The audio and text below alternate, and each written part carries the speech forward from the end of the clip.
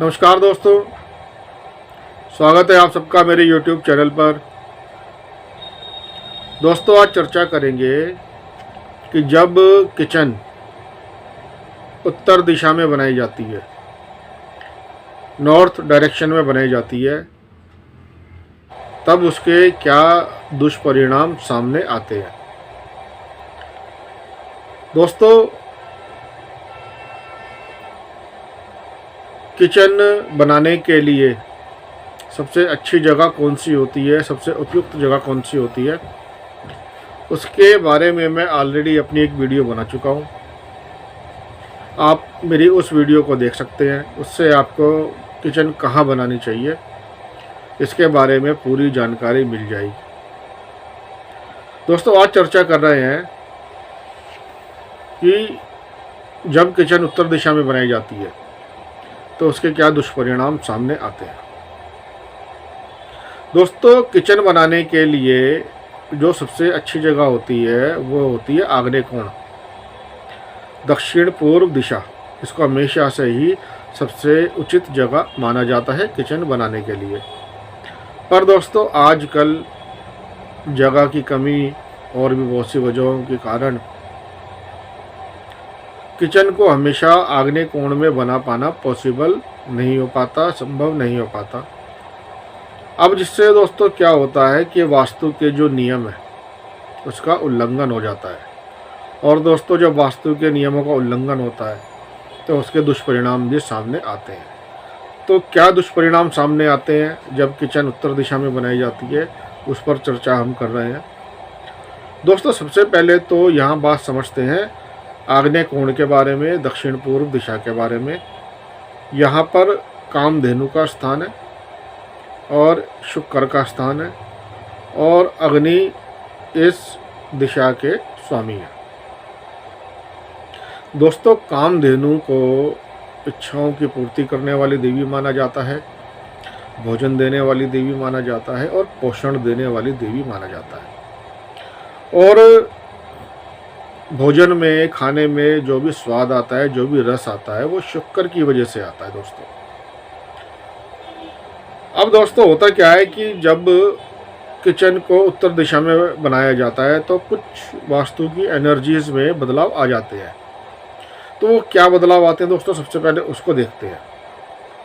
अब है क्या दोस्तों कि यहाँ कामधेनु को, क्योंकि कामधेनु का स्थान दक्षिण पूर्व दिशा में है, आग्नेय कोण में है, तो कामधेनु को कुबेर के स्थान पर, तिजोरी के स्थान पर, मणि के स्थान पर लाया गया। अब एक एक करके इस बात को समझते हैं दोस्तों कि कामधेनु को कुबेर के स्थान पर लाया गया। अब सबसे पहले कुबेर के बारे में समझते हैं दोस्तों कि कुबेर उत्तर दिशा में धन के स्वामी हैं। कुबेर धन, निधि और संपत्ति के देवता के रूप में जाने जाते हैं और कुबेर उत्तर दिशा के स्वामी हैं। वे यक्षों के राजा और रुद्र के मित्र के रूप में भी जाने जाते हैं। यक्षों को उदार और परोपकारी शक्तियों के रूप में देखा जाता है जो गुप्त निधियों की रक्षा करते हैं। कुबेर को अशुभ शक्तियों और तमस के मुखिया के रूप में भी देखते हैं और इसलिए वे असुर भी हैं। पुराणों के अनुसार कभी लंका पर कुबेर का आधिपत्य था, लेकिन उनके सौतेले भाई रावण ने उन्हें लंका से आपतस्त किया था, उनसे लंका ले ली थी। बाद में वे हिमालय में अलका में जाकर बस गए थे। कुबेर के ऐश्वर्य और वैभव का वर्णन अनेक ग्रंथों में मिलता है। तो दोस्तों, ये तो बात है कुबेर के बारे में। ठीक है दोस्तों, अब यहाँ बात करते हैं मणि के बारे में। तो दोस्तों, अब ये जो दिशा है ये धन रखने के लिए भी होती है, तो ये स्थान तिजोरी का भी है और ये मणि का स्थान भी है। अब मणि क्या है दोस्तों? दोस्तों, जब समुद्र मंथन हुआ था, जब देवता और असुरों ने मिलकर समुद्र का मंथन किया था, तो उसमें से 14 रत्न निकले थे। 14 रत्न थे दोस्तों, श्री, मणि, रंभा, वारुणी, अमीय, शंख, गजराज, धनवंतरी, धनु, धेनु, तरु, विष, चंद्र अरुवाज। अब दोस्तों इन 14 रत्नों की वास्तु में बहुत ही महत्वपूर्ण भूमिका है। इनकी जो स्थिति है दोस्तों, इन 14 रत्नों की जो स्थिति है वो गतिविधि केंद्रों को स्थापित करने में सहायक होती है। अब दोस्तों मणि, इसको कौस्तुभ मणि भी कहा गया है। तो दोस्तों भगवान विष्णु के इस अमूल्य रत्न का स्थान, ये भगवान विष्णु का अमूल्य रत्न है मणि, इसका स्थान उत्तर दिशा में है जहाँ कुबेर विराजमान है। उत्तर दिशा के कक्ष, उत्तर दिशा के कमरे धन या तिजोरी रखने के लिए कहे गए हैं। मतलब यहाँ पर धन या तिजोरी रखने के लिए बोला गया है। तो अब दोस्तों कामधेनु को कुबेर के स्थान पर, धन या तिजोरी के स्थान पर, मणि के स्थान पर लाया गया। अब शुक्र से संबंधित क्रिया, तो मैंने शुक्र के बारे में बताया दोस्तों कि खाने में, भोजन में जो भी रस आता है, जो भी स्वाद आता है वो शुक्र की वजह से आता है। तो शुक्र से संबंधित क्रिया को बुध के स्थान पर लाया गया क्योंकि बुध उत्तर दिशा के स्वामी है। अब दोस्तों ये जो क्षेत्र है ये नम और शीतल क्षेत्र के मिलन का स्थान है। तो यहाँ पर नम और शीतल क्षेत्र आपस में मिलते हैं।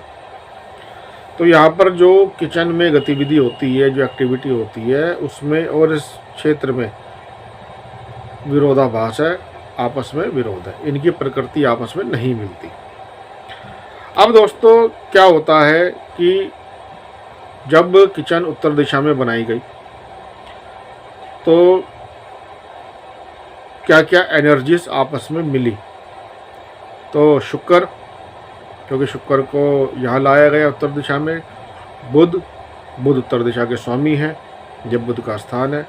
आर्द्र, ये आर्द्र है, और शीतल क्षेत्र। तो ये जब आपस में मिले, अब मिलने से क्या इनके दुष्परिणाम हुए या दुष्परिणाम होते हैं। तो दोस्तों